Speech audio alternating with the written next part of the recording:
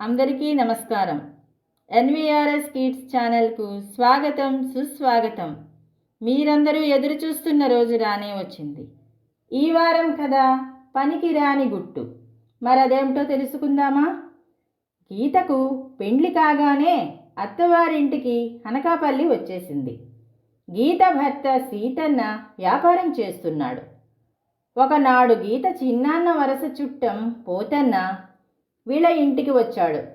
ఆ రాత్రికి వీళ్ళ ఇంట భోజనం చేసి పడుకొని తెల్లవారగానే వెళ్ళిపోయాడు. అతను వెళ్ళిన కొంతసేపటికి గీత అత్త సుజాత, గీత, వంటింట్లో దేవుడి దగ్గర వెండి దీపం కుందెలు కనిపించటం లేదు అన్నది. అది విని సీతన్న ఉలిక్కిపడి తన చొక్కా జేబులు చూసుకున్నాడు.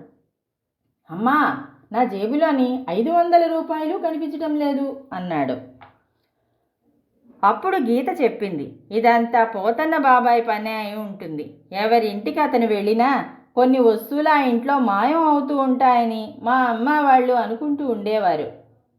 ముందే ఈ విషయం చెప్పలేకపోయావా? జాగ్రత్త పడేవాళ్ళం కదా అన్నది సుజాత. కొన్ని విషయాలు గుట్టుగా ఉంచాలి అని మా అమ్మ చెప్పింది అన్నది గీత. నీ తెలివి తెల్లారినట్లే ఉంది. ఇటువంటి విషయాలు గుట్టుగా ఉంచకూడదు. నువ్వు అతని గురించి చెప్పి ఉంటే నేను ముందే ఒక కంట కనిపెట్టి ఉండేవాడిని అన్నాడు ఆమె భర్త సీతన్న. ఇంటి విషయాలు గుట్టుగా ఉంచడం మంచిదే, కానీ ఇటువంటి పనికిరాని గుట్టు వల్ల మనకే నష్టం వచ్చింది చూసావు కదా అన్నది అత్త సుజాత. తెలిసింది అన్నట్లు ఏడుపు ముఖం పెట్టింది గీత. ఇదండి కథ. బాగుంది కదూ?